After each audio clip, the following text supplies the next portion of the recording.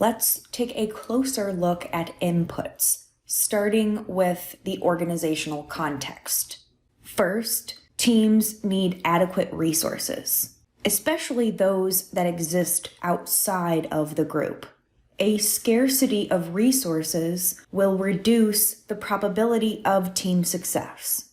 Second, leadership and structure must be supportive of collaboration, coordination, cohesion.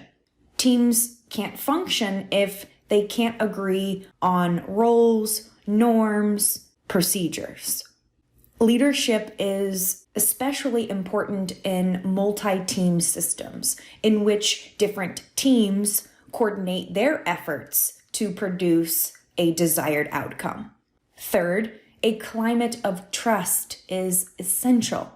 Interpersonal trust among team members makes it easier for them to cooperate with one another. It also reduces the need for each member to monitor other people's behavior. They can devote their headspace to their job. They don't have to worry about whether other people are going to do their jobs. They can trust that those tasks will be completed. Interpersonal trust also helps create a bond between members. They all believe that they won't be taken advantage of within this team. They feel safe with the other members.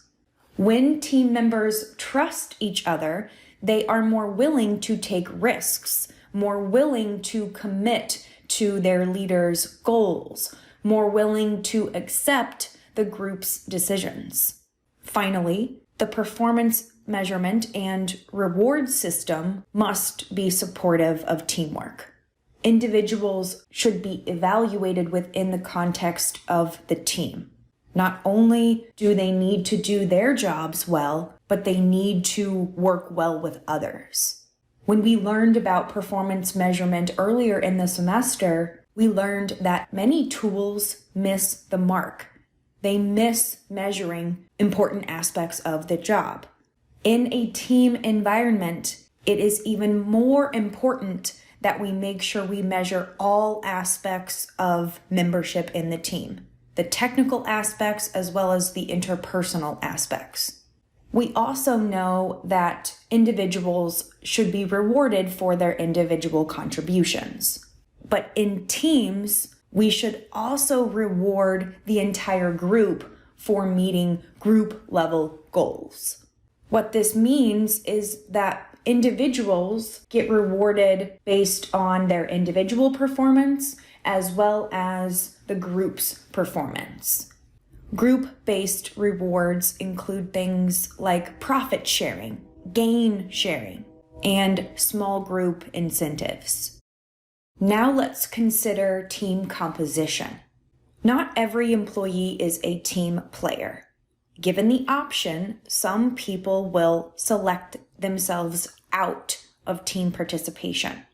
When people who prefer to work alone are required to work with other people, it can create serious problems for the team, for other members' morale and their individual satisfaction.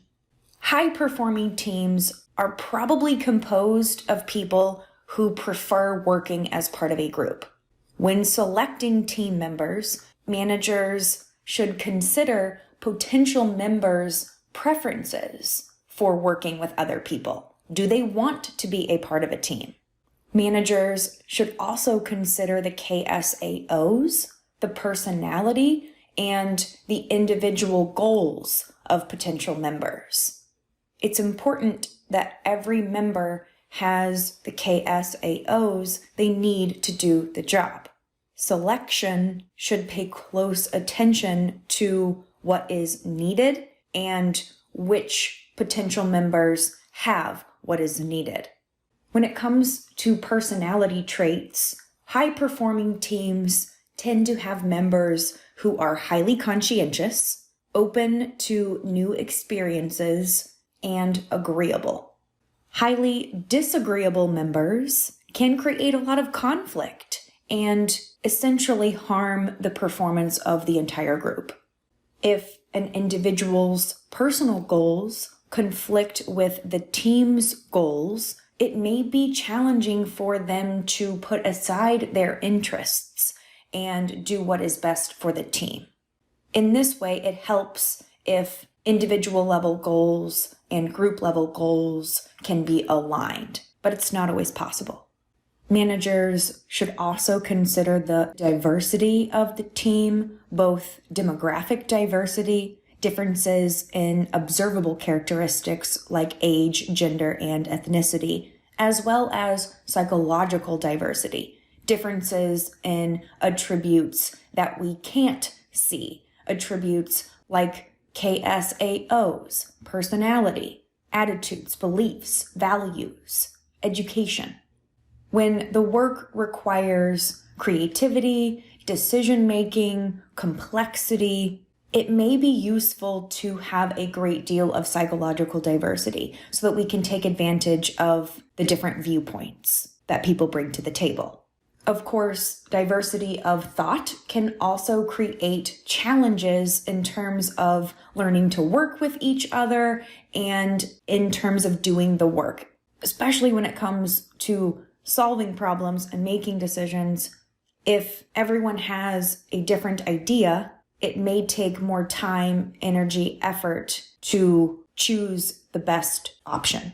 Fortunately, with training and time, some of the difficulties associated with diversity become less significant. Through interactions and experience, people learn to trust one another and get the job done. The size of teams is another composition variable that we should consider.